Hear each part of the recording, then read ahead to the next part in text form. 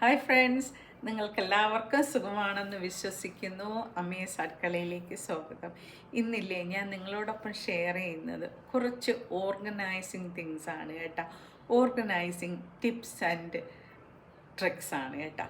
എനിക്ക് നന്നായിട്ട് ഓർഗനൈസ് ചെയ്യാൻ ഇഷ്ടമുള്ള ഒരു വ്യക്തിയാണ്. എല്ലാം നല്ല അടുക്കും ചിട്ടയോടുകൂടി ചെയ്യുന്നതും എനിക്കിഷ്ടമാണ്.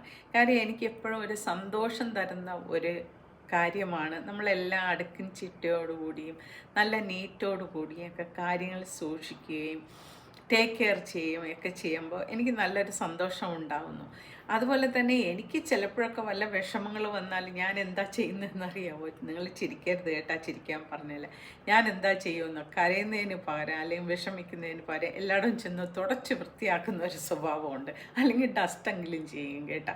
ഇതെനിക്ക് നല്ലൊരു സന്തോഷം തരുന്നു. കാര്യം എനിക്ക് സെൽഫ് മോട്ടിവേഷനാണ് നമ്മുടെ ഹൗസ് നന്നായിട്ടിരിക്കുക, നന്നാക്കി വയ്ക്കുക, അല്ലെങ്കിൽ ചെടികൾ വളർത്തുക, ഓർണമെൻറ്റ്സ് കീപ്പ് ചെയ്യുക, അല്ലെങ്കിൽ എന്താ പറയുക, കിച്ചണിൽ ഓരോ സാധനങ്ങളൊക്കെ അവർക്കൊരു പെർട്ടിക്കുലർ ഹോം ഉണ്ടായിരിക്കുക എന്നുള്ളത് എനിക്ക് ഭയങ്കര ഇഷ്ടമാണ്. അപ്പോൾ ഇങ്ങനെയുള്ള കുറേ കാര്യങ്ങളൊക്കെ ഞാൻ ചെയ്ത് വയ്ക്കാറുണ്ട് വീട്ടിൽ. അപ്പോൾ പലരും എന്നോട് ചോദിച്ചിട്ടുണ്ട്, ചേച്ചി അല്ലെങ്കിൽ ആൻറ്റി ഇതൊക്കെ എങ്ങനെ നന്നായിട്ട് സൂക്ഷിക്കുന്നു, ആൻറ്റിക്ക് ടൈം കിട്ടാറുണ്ടോ എല്ലാം ചെയ്യാനെന്ന്.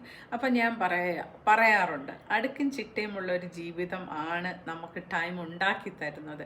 അടുക്കും ചിട്ടയും ഇല്ലെങ്കിൽ നമുക്കെല്ലാം ചെയ്യാൻ സമയം കിട്ടൂല അല്ലേ? വീട് എല്ലാം വലിച്ചു വാരി വെച്ചാലോ, അല്ലെങ്കിൽ ഒരുപാട് പാത്രം കഴുകാനുണ്ട്, ഒരുപാട് തുണികൾ കഴുകാനുണ്ട്, അല്ലെങ്കിൽ അത് അയൺ ചെയ്യാനുണ്ട്, അല്ലെങ്കിൽ വീട്ടിലെ എല്ലാ സാധനങ്ങളും അവിടെ ഇവിടെയും എല്ലാം നമ്മൾ പിറക്കി വയ്ക്കുമ്പോൾ നമുക്കൊരു സെൻസ് ഉണ്ടാവില്ല അല്ലേ?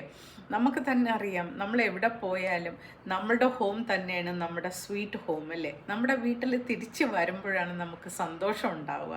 നമ്മുടെ ബെഡിൽ കിടന്ന് ഉറങ്ങുമ്പോഴാണ് നമ്മൾ ഹാപ്പി ആവുന്നത്. നമ്മുടെ തലയണയിൽ കിടക്കുമ്പോഴാണ് നമ്മുടെ തലയ്ക്ക് നല്ല ഫീലിംഗ് ഉണ്ടാവുക.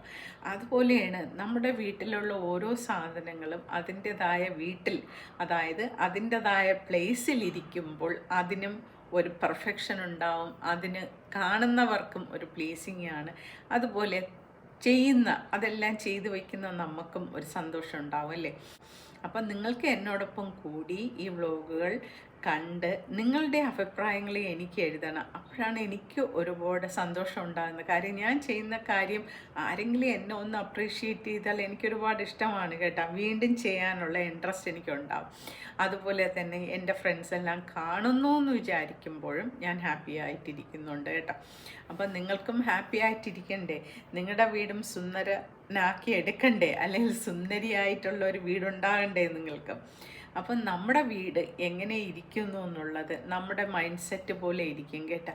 നമ്മൾക്കിപ്പോൾ ഒരുപാട് സാധനങ്ങളൊന്നും നമ്മുടെ വീട്ടിൽ വാങ്ങി വെക്കേണ്ട കാര്യമില്ല. അതിനായിട്ട് ഉള്ള സാധനങ്ങൾ നല്ല നീറ്റായാലും പെർഫെക്റ്റായിട്ട് അടുക്കി പറക്കി വയ്ക്കുക, അതിനെ ക്ലീൻ ചെയ്ത് വയ്ക്കുക, ഡസ്റ്റ് ചെയ്ത് വയ്ക്കുക. ഇതൊക്കെ ചെയ്യുമ്പോഴാണ് വീട് നല്ല ഭംഗിയുള്ളതാവുന്നത് അല്ലേ? ഇടയ്ക്കിടയ്ക്ക് നമ്മൾ ന്യൂസ് പേപ്പറുകളൊക്കെ നിർമ്മാർജ്ജനം ചെയ്യണം, വേസ്റ്റ് നിർമ്മാർജ്ജനം ചെയ്യണം, കളയേണ്ട സാധനങ്ങൾ ഡസ്റ്റ്ബിന്നിലിടണം, പൊട്ടിയതും ഒടിഞ്ഞതും എല്ലാം നിർമ്മാർജ്ജനം ചെയ്യുക, കീറിയതും വേണ്ടാത്ത തുണികളുമൊക്കെ ഇടയ്ക്കിടയ്ക്ക് നമ്മൾ നിക്ഷേപിക്കുക, അല്ലെങ്കിൽ മറ്റുള്ളവർക്ക് കൊടുക്കാൻ പാകമുള്ള സാധനമാണെങ്കിൽ അത് കൊടുക്കുക.